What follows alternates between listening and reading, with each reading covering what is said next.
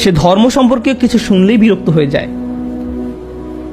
এই ব্যক্তি কিন্তু সেই ব্যক্তি যে দিন সম্পর্কে জানতো, সে ধার্মিকও ছিল, কিন্তু যখনই সে এর থেকে দূরে সরে যাওয়া শুরু করলো, তারপর যখন ইসলামে কোনটা সঠিক কোনটা ভুল এই সম্পর্কে কিছু শুনে মনে মনে সে এটা আর পছন্দ করে না, সেটাতে বিরক্ত হয়। তারা নামাজ পড়ে কোনো শান্তি পায় না, মুসলিমদের কোনো জমায়েতে সে অস্বস্তি বোধ করে, কোনো কিছু জানতে সে বিরক্ত হয়। তাই তারা মুসলিম সঙ্গ থেকে দূরে সরতে থাকে এবং তার অন্ধকার জগতের সঙ্গী বেছে নেয়।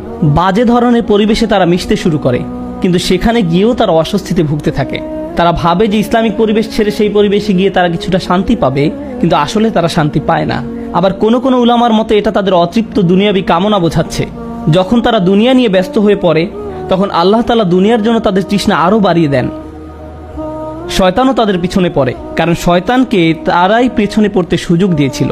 এখন যেটা হয়েছে, শয়তান তাদেরকে খালি ভোগের পর ভোগ করতে